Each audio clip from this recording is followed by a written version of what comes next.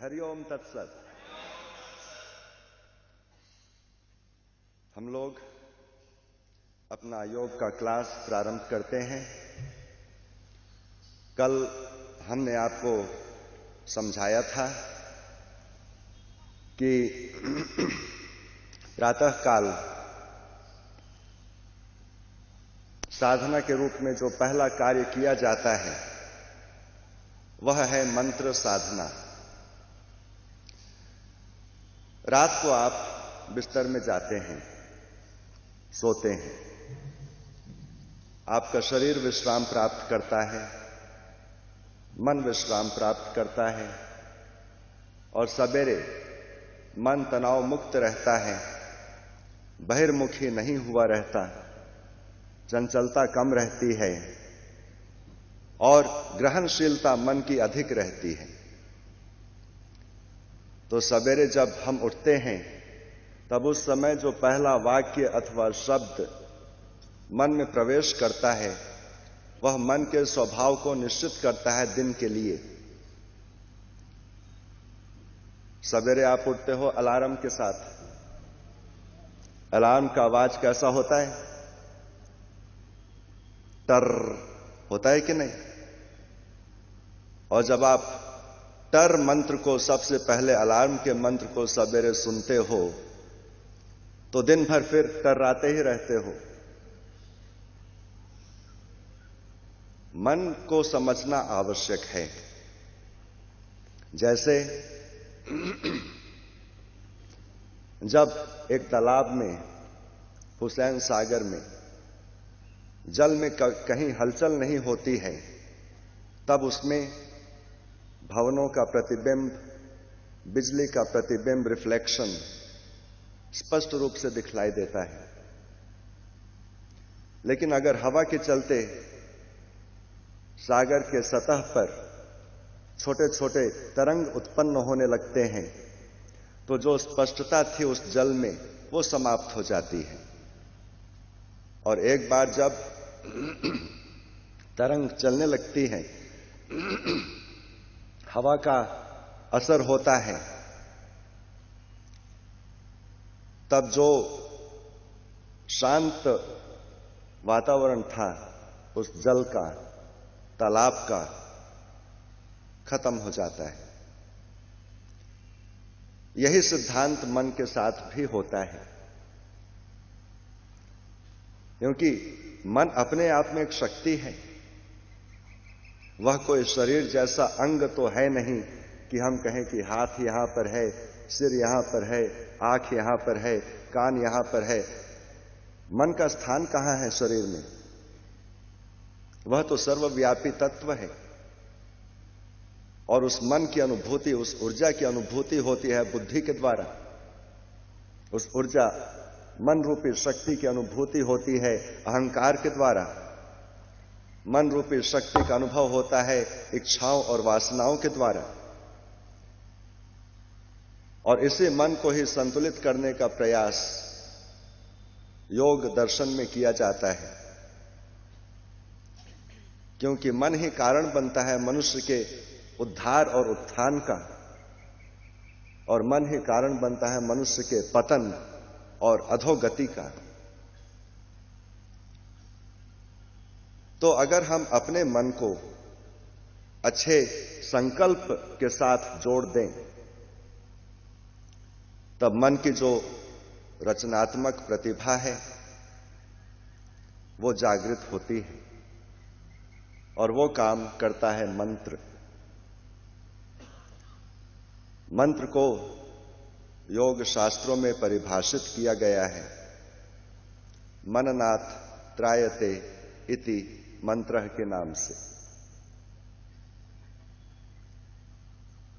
मननाथ त्रायते, मन में जो चिंता की प्रक्रिया होती है जिससे हम अपने आप को मुक्त नहीं कर सकते हैं, उस अवस्था से मंत्र हमें मुक्ति दिलाता है। यह मंत्र की परिभाषा है।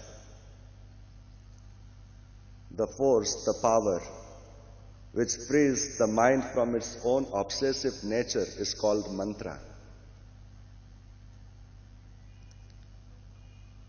और इसको योग शास्त्र में पहली और मूल साधना माने हैं। समाज में लोग मंत्र को धर्म के साथ जोड़े हैं। ओम नमः शिवाय मंत्र सामाजिक और धार्मिक मान्यता के अनुसार शिव मंत्र हो जाता है। ओम नमो भगवते वासुदेवाय मंत्र सामाजिक और धार्मिक मान्यता के अनुसार कृष्ण मंत्र हो जाता है। राम रामाय नमः सामाजिक और धार्मिक मान्यता के आधार पर राम मंत्र हो जाता है। लेकिन ये हमारी अपनी धार्मिक और सामाजिक मान्यताएं हैं,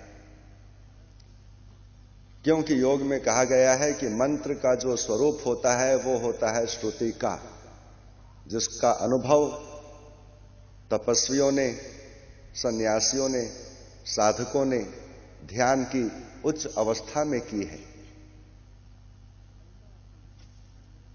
और जब कृष्ण नहीं थे, उनके पहले भी कृष्ण नाम था, मंत्र था।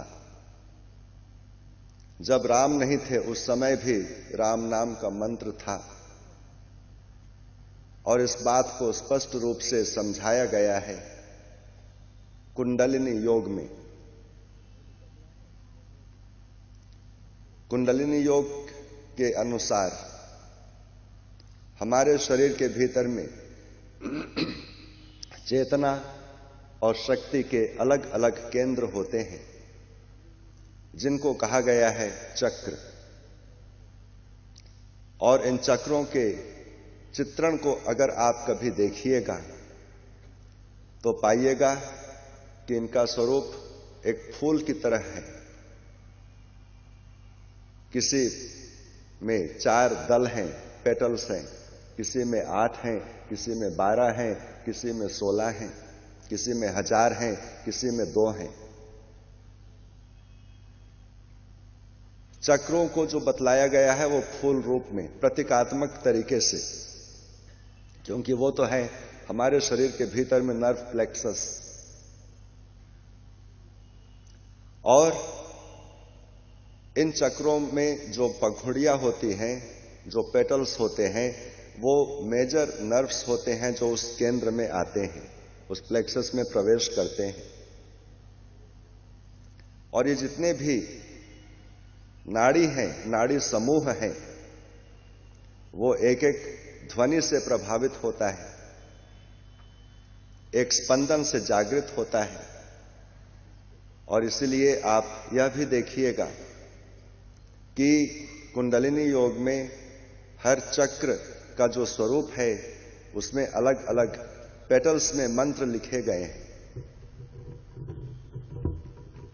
और ये जो योगियों ने अनुभव किया था, ध्यान की अवस्था में अनुभव किए थे,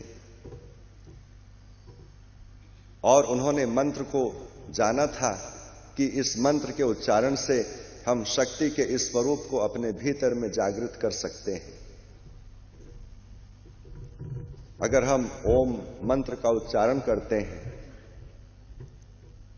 तो वह मंत्र बीज मंत्र है आज्ञा चक्र का। अगर हम नमः शिवाय बोलते हैं तो न का जो अक्षर होता है, मां का जो अक्षर होता है, श्री का जो अक्षर होता है, वा का जो अक्षर होता है, या का जो अक्षर होता है, ये अलग अलग चक्रों के ध्वनियां हैं, स्पंदन हैं। या अक्षर नमः शिवाय अनाहत चक्र का मंत्र है। वा अक्षर नमः शिवाय, वाह शब्द जो है वह स्वादिष्ठान चक्र का मंत्र है। और इस प्रकार न, म, श्री भी अलग अलग चक्रों के मंत्र हैं। तो ये जो मंत्रों का, शब्दों का समूह है, उसको कहा गया है मंत्र, जिसके द्वारा चेतना का उत्थान होता है।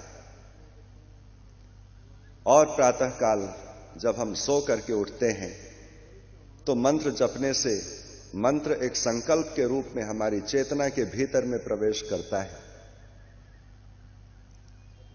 और दिन भर फिर उस मंत्र का असर आप अनुभव कर सकते हो अपने दिनचर्या में, अपने व्यवहार में, अपने विचार में, अपने कार्य में। एक सकारात्मक और एक सहज प्रक्रिया मंत्र साधना की जो है, उससे पूरा जीवन का निर्माण होता है। और प्रातःकाल जिन मंत्रों का जप करना चाहिए वो हैं महामृत्युंजय मंत्र, क्योंकि उससे स्वास्थ्य की प्राप्ति होती है।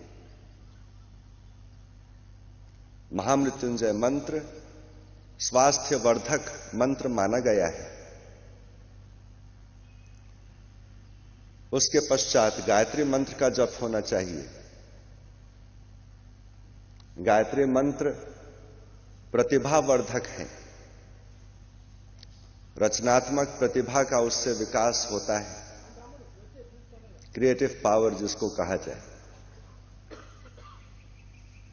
तीसरा मंत्र है दुर्गा जी के 32 नाम, जिससे हम अपने जीवन की दुर्दशा को, अपने जीवन की दुर्गति को दूर करने का संकल्प लेते हैं, उससे मुक्त होते हैं।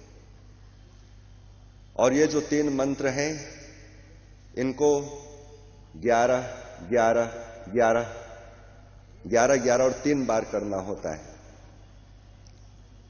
और इतना करने में 10 मिनट का समय लगता है। प्रातःकाल अगर आप 10 मिनट का समय मंत्र साधना में इन्वेस्ट करते हो तो उस इन्वेस्टमेंट का जो रिटर्न होगा वो आपके जीवन को सुखमय और शांतिमय बना देगा। और मंत्र साधना ही योग साधना का आधार है। कल हमने आपको यह स्पष्ट किया था कि यहां पर हम आपको योग का प्रशिक्षण नहीं दे रहे हैं, बल्कि योग में जो साधना है उस साधना के प्रक्रिया को, उस साधना के क्रम को समझा रहे हैं। क्योंकि अंततो गत्वा